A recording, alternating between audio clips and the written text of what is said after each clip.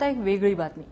आयुष्यभर मातीच्या गोळ्यांपासून ज्यांनी देव घडवले, ज्यांनी देवाच्या डोळ्यात प्राण ओतले आणि ज्यांनी बाप्पांना 7 समुद्रा पार नेलं, त्या पेण गावच्या राजाभाऊ देवधर यांची नुकतीच जन्मशताब्दी झाली।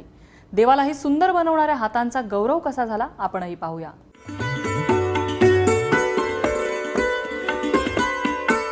देखणे ते हात ज्यांना निर्मितीचे डोहळे, मंगलाने गंधलेले सुंदराचे सोहळे।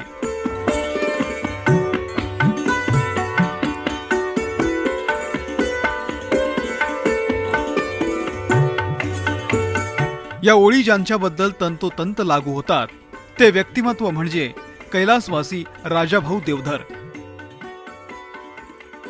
पेणच्या देवधर घराण्याला 100 वर्षांची प्रदीर्घ परंपरा आहे। राजाभाऊ याच परंपरेतली तिसरी पिढी। बहुरंगी बहुढंगी मूर्ती तयार करतानाच त्यामध्ये प्राण ओतणारे कैलासवासी राजाभाऊ देवधर यांचा जन्मशताब्दी सोहळा नुकताच पार पडला।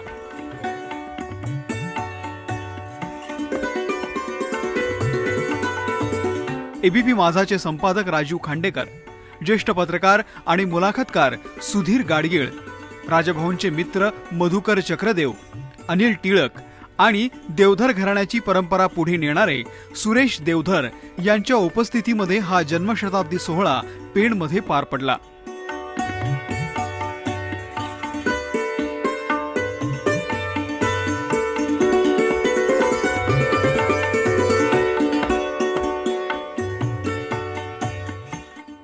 या कार्यक्रमाच्या निमित्तानं राजाभाऊ देवधरांच्या आठवणींना उजाळा देण्यात आला।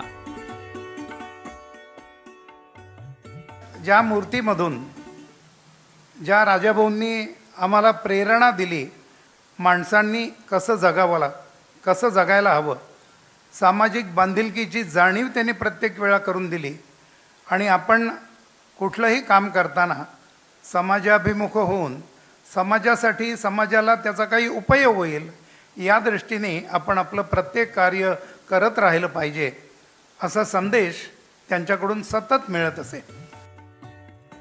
फक्त मूर्तिकार नाही तर त्या पलीकडे राजाभाऊ एक अष्टपैलू व्यक्तिमत्व होतं, जे आजही सर्वांसाठी प्रेरणादायी आहे। राजाभाऊ हे एक उत्तम मूर्तिकार होते, हे आपल्याला सगळ्यांनाच माहिती आहे। पण त्या मूर्तिकलेच्या बरोबर त्याने अनेक क्षेत्रात दुसऱ्या अत्यंत वाखाणण्यासारखं काम केलेलं आहे। हे मला वाटतं नवीन पिढीतल्या बऱ्याचशा लोकांना माहिती नसेल।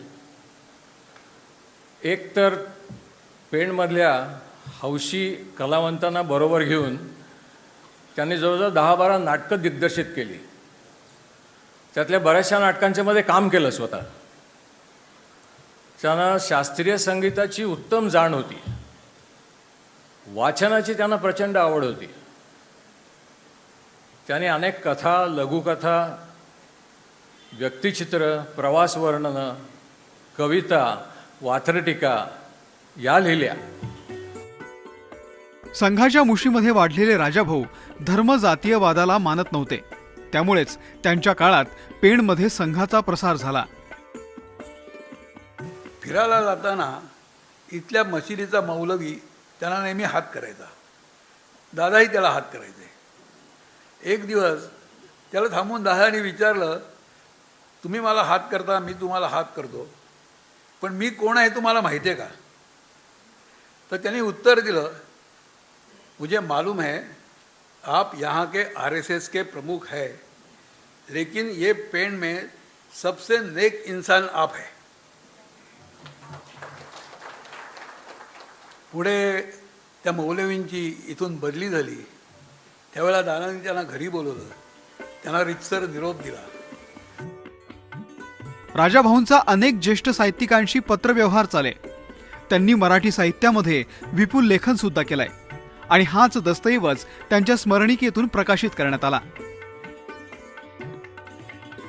राजाभाऊंना भेटण्याची किंवा बघण्याची कधी संधी मिळाली नाही, पण जे ऐकतोय तर असं काही वेळेला ज्या लोकांच्या विषयी वाटतं की अरे ह्यांना भेटता आलं असतं तर फार छान झालं असतं, मला असं वाटतं की राजाभाऊ त्या पंक्तीतले आहेत की ज्यांना भेटण्याची संधी मिळाली असती, त्यांच्याबरोबर गप्पा मारायला जर मिळाल्या असत्या तर नक्कीच आवडलं असतं।